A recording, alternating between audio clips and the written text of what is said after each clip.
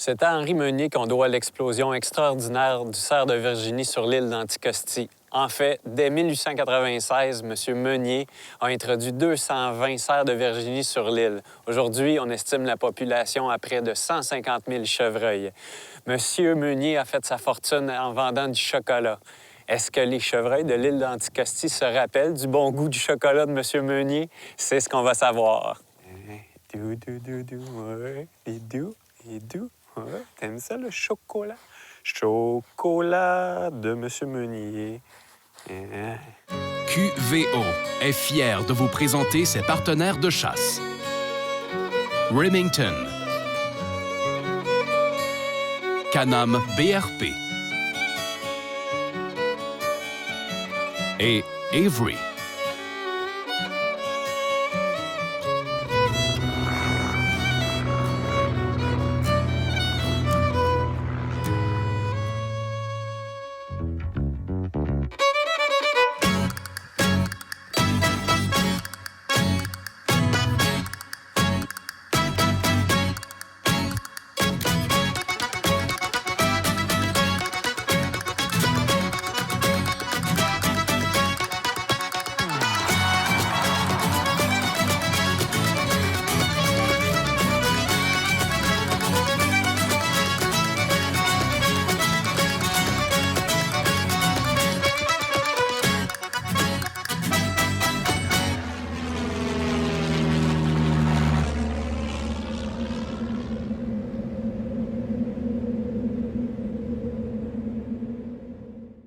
Bonjour, mon nom est José Boily pour Québec à vol d'oiseau. Cette semaine, on est sur l'île d'Anticosti. Une première partie d'émission où on découvre Port-Meunier et l'île d'Anticosti elle-même et une deuxième partie, évidemment, pour la chasse. Pour l'instant, je passe une agréable journée à photographier des cervidés.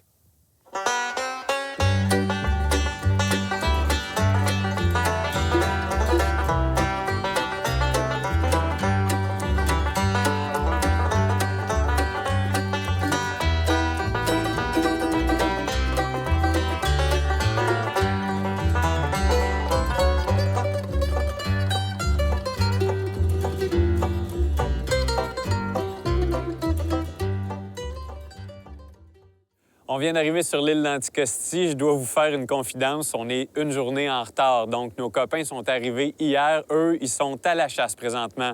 Pour nous, bien, qu'est-ce qu'on fait? Je vous dirais qu'on a un peu honte, mais bon, c'est la vie. Les gens de CEPAC Anticosti nous ont prêté un camion. On va faire le tour de Port-Meunier, la petite ville. On va vous faire découvrir les beaux paysages, mais surtout les chevreuils qui sont quasi apprivoisés, mais uniquement dans ce secteur-ci. Parce que lorsqu'on traverse du côté chasse, c'est une autre histoire. Je vous fais découvrir en premier le terrain de baseball de Port-Meunier.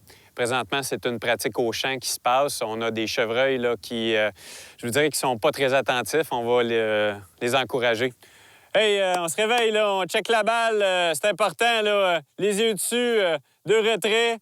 3 hommes, c'est but. On reste réveillé, puis on arrête de brouter. Écoute pas. Situé au bord de la baie Ellis, le petit village de Port-Meunier se veut le port d'entrée de l'île. Situé dans la partie ouest, à l'abri des forts vents, cette municipalité de près de 200 habitants vit au gré du tourisme, de la chasse et de l'exploitation forestière. L'épinette blanche qui envahit Anticosti est transportée sur de grandes barges en direction de la péninsule où elle sera transformée. L'absence de scieries sur l'île impose ce petit tour de bateau. Le cervidé est partout et façonne à sa façon la végétation d'Anticosti. Sa surpopulation fait de lui le maître des lieux, au grand détriment des plantes savoureuses qui ne peuvent survivre sur cette île de plus de 200 km de long.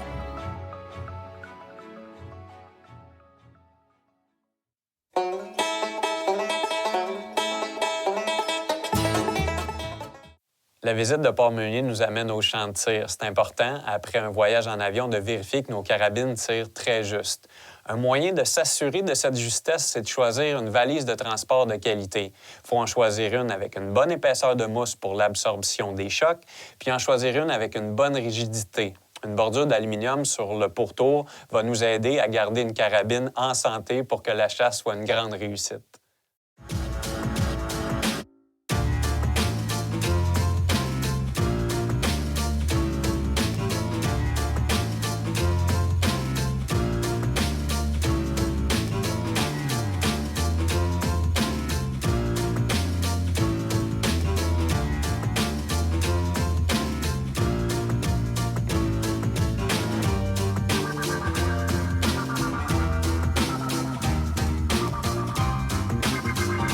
Satisfait de votre précision, M. Boily?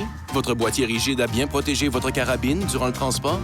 C'est ce que nous verrons lors de la chasse.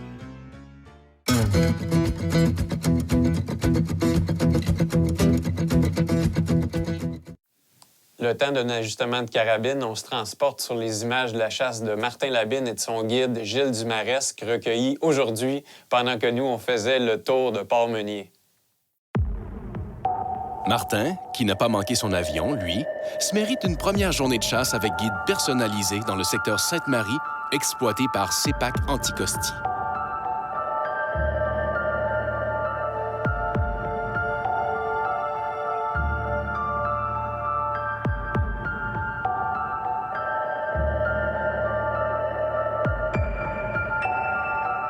Le décor y est magnifique. La chasse se fait en bordure de l'estuaire.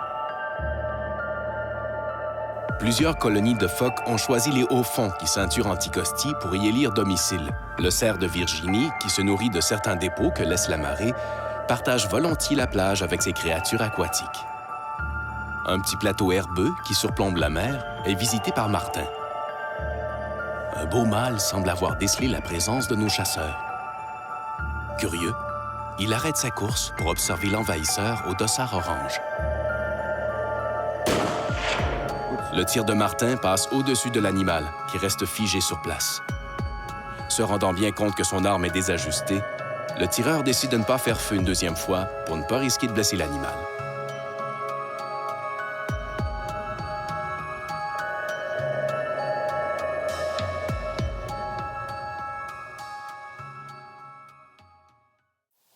On débute notre première journée de chasse sur l'île d'Anticosti. Je rejoins tout de suite mon guide Gilles qui a choisi de nous faire chasser ce matin sur un flanc de montagne, là où un bûcher a été fait, donc on devrait voir loin. En voyageant, la partie camion, on a vu plusieurs chevreuils sur le bord de la route, donc je vous dirais qu'on est très encouragés. Je le rejoins tout de suite. C'est au tour de José de s'exécuter en compagnie du maître du territoire, Gilles Dumaresque.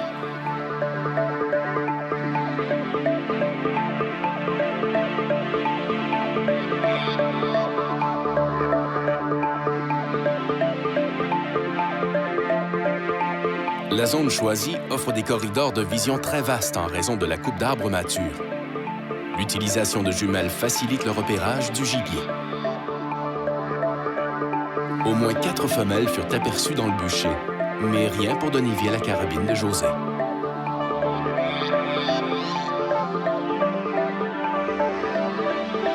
Le petit sentier emprunté par l'équipe de chasse se termine en bordure d'un lac peu profond entouré de foin sauvage. Gilles sait très bien que, tôt ou tard, le gibier sera visible près des points d'eau.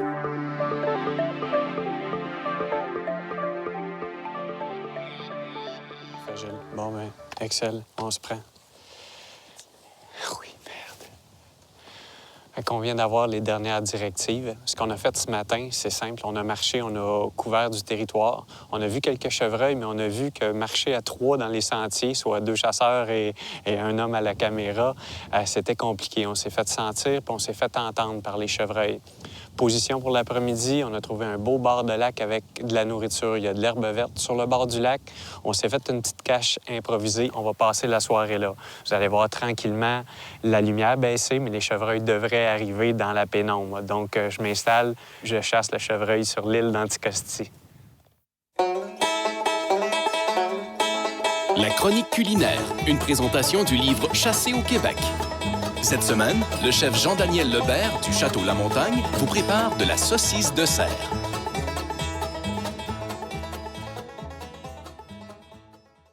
Bienvenue à la pourvoirie Destination Chic Choc au Château La Montagne. Alors aujourd'hui, on apprête votre chasse. Ça va être des saucisses de cerf. J'ai choisi une recette simple que vous allez pouvoir faire à la maison en rentrant. Donc un beau hot dog français avec saucisses de cerf. On regarde tout de suite ça avec des produits régionaux. Donc j'ai de la pleurote de la vallée de Cosatiscal. Et puis j'ai des petits oignons rouges que j'ai fait revenir là, dans le vin. Moutarde à l'ancienne, vous allez voir, bien simple mais délicieux. Pour apprêter vos saucisses de cerf que vous avez faites par votre boucher à la sortie de votre chasse, vous allez les recevoir sous ce format. moi, j'ai décidé de les blanchir, comme on fait un petit peu partout. On va les blanchir, puis après les retirer à la poêle. Donc, j'en ai blanchi pour vous. Cette saucisse, je vais la couper en deux, simplement, dans le sens du long.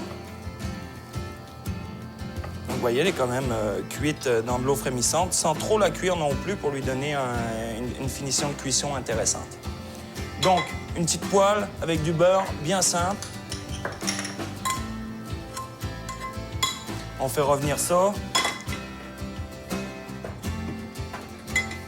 À un feu quand même assez vif.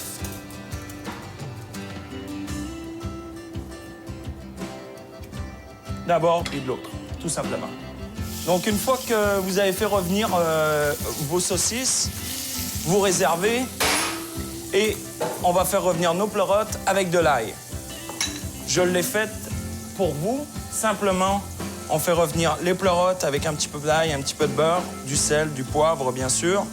Le secret, c'est l'assaisonnement. C'est comme ça que tous vos petits plats vont être bons.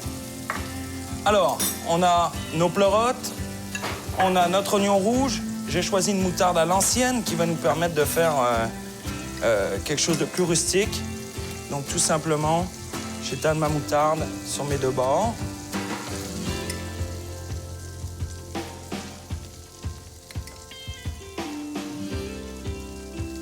On vient chercher nos petits oignons rouges.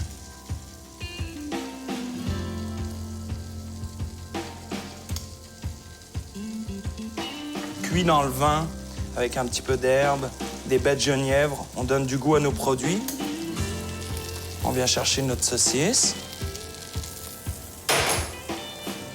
Et puis, les pleurotes.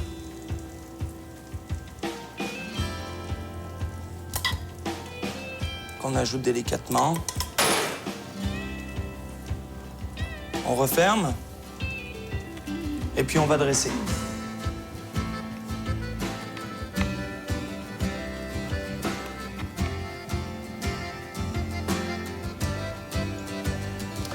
OK, donc on dresse notre hot dog de luxe, on va dire, sur une assiette.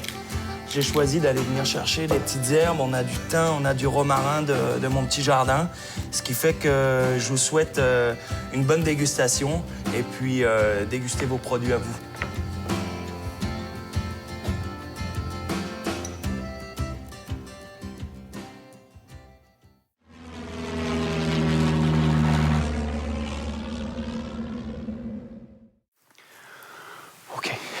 Là, il faut prendre une décision. Ça fait exactement 5 minutes que Gilles est parti. Il a sorti 2 8-pointes très loin sur le bord du lac, mais on a le vent pour nous. Ce qu'on va faire, on va tenter une approche. Ça sera peut-être pas parfait, mais je vous dirais, si on ne l'essaye pas, on ne le saura jamais. Fait que vous embarquez dans mon dos, vous faites pas de bruit, vous marchez comme il faut, puis on essaye de se rapprocher de ces chevreuils-là.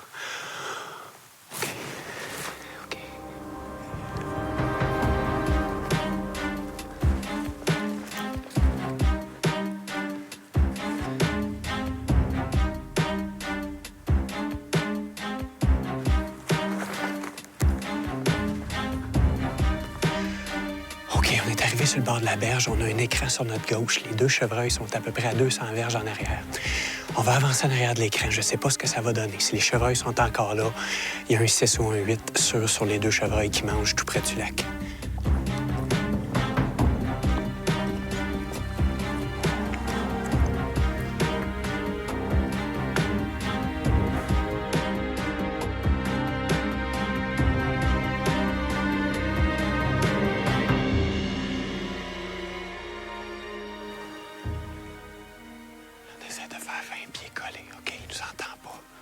À première vue, un seul cervidé demeure encore à découvert. Son partenaire à cornes serait disparu dans la nature. On était rendu si près. Si près, mais on ne pouvait pas avancer plus parce que le lac ne nous donnait pas de protection. Le chevreuil est parti très tranquillement. C'était, je vous dirais, un 6 points là, pour l'avoir bien vu à cette distance-là. On l'a travaillé. Ça fait partie du plaisir de la chasse. C'est pas toujours le succès, mais regardez mon front. Ça, c'est de l'effort.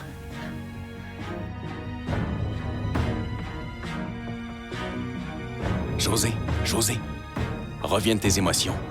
Les 2 mâles sont de retour. Pendant ton moment de désespoir, ils sont réapparus.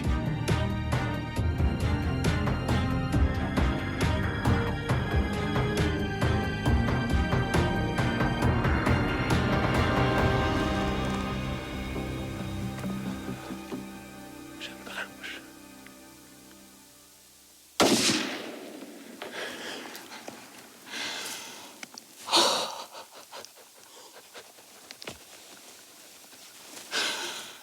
Anticosti. Ah! Une journée de travail. Une journée au complet de travail. 2 bas qui étaient sur nous. Ils s'en venaient tranquillement. Le deuxième, le plus gros, tout le temps en arrière du premier. Il voulait pas nous laisser de chance. Puis finalement, il a pris son soleil. Ah! Merveilleux, merveilleux. Gilles Dumaresque, un guide parfait, a dit « José, tu restes sur le bord du lac.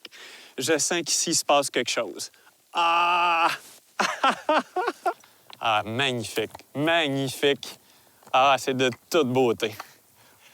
Un beau 8 pointes de l'île d'Anticosti, c'est parfait. Dans l'angle que j'étais placé, j'ai dû faire un tir au niveau du cou. Ça a été un tir parfait, mais il y a une raison pourquoi j'ai bien tiré comme ça. On était sur la plage, on était sur les roches. On a vraiment pu prendre nos respirations, puis on a travaillé avec le bipode. Un outil qui peut paraître compliqué lorsqu'on chasse en pleine forêt, mais lorsqu'on est à découvert, vraiment une béquille de qualité.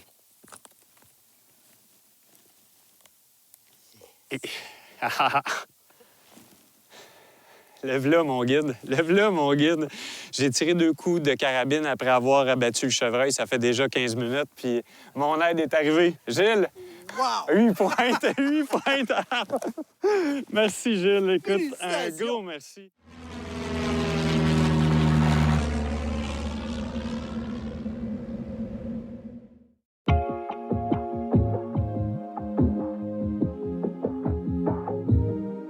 S'offrir l'île d'Anticosti comme territoire de chasse, c'est accepter de se retrouver en tout temps dans un décor à couper le souffle. C'est accepter aussi de passer toute une journée à marcher sans rencontrer aucun autre chasseur, que des apparitions de chevreuils. C'est enfin avoir un contact privilégié avec une nature qui vit encore loin de la téléphonie cellulaire. La présence du soleil est accompagnée d'un vent fort et soutenu. Le gibier est plus discret, car la forêt craque de partout. Malgré les très grandes concentrations de cerfs sur l'île, la chasse demeure la chasse, et la météo a toujours son mot à dire sur le résultat de l'aventure. La journée s'épuise peu à peu, et aucun coup de feu ne fut entendu.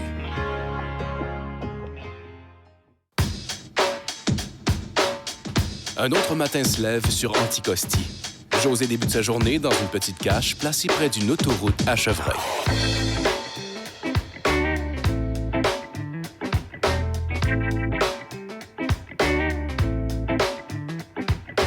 Le vent le permettant, il quitte son poste pour une petite marche de santé à la recherche d'une tache brune.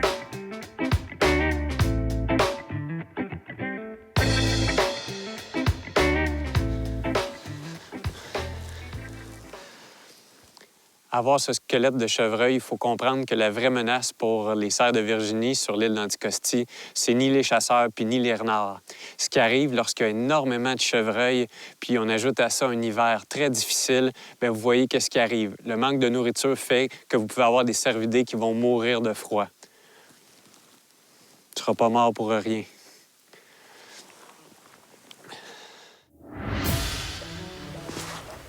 OK.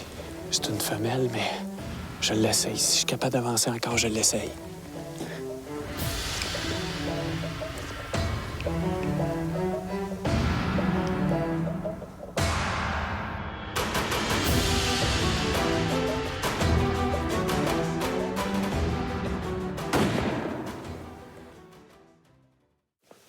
Je t'ai entendu tirer. Ouais, j'ai tiré, Gilles. J'ai tiré. Écoute, je suis sûr, je peux pas dire à 100 là, mais j'ai tiré en arrière de l'épaule. Puis j'ai fait comme tu m'as dit, là, j'ai mis ma carabine où je pense que je l'ai vue la dernière fois. J'ai pas trouvé de sang. Là, je suis pas rentré dans le bois, Mais j'aime pas ça parce que normalement, à l'impact, on trouve quelque chose proche. Là, As-tu fait un geste? As-tu fait quelque chose quand tu l'as tiré? Selon moi, il a plié un peu le coude. OK. J'ai l'impression que j'ai frappé la région, en arrière de la région du vital, là, mais ça a déjà été mieux que ça. Là. J'aime mieux quand ça tombe là. Je vais avoir besoin de toi. Écoute, le bois, je le connais moins. Fait que, je vais te montrer exactement où il est parti. Puis je vais te suivre en forêt, là. Ça fait 10 à 15 minutes, donc je pense qu'on peut y aller, là. Tu peux y aller tranquillement. Ouais, Pas de problème. regarde, Gilles, la dernière place où je l'aurais vu rentrer, là, c'est ici. J'ai quand même cherché là, pour voir si j'avais pas des gouttelettes, puis j'ai rien trouvé, là.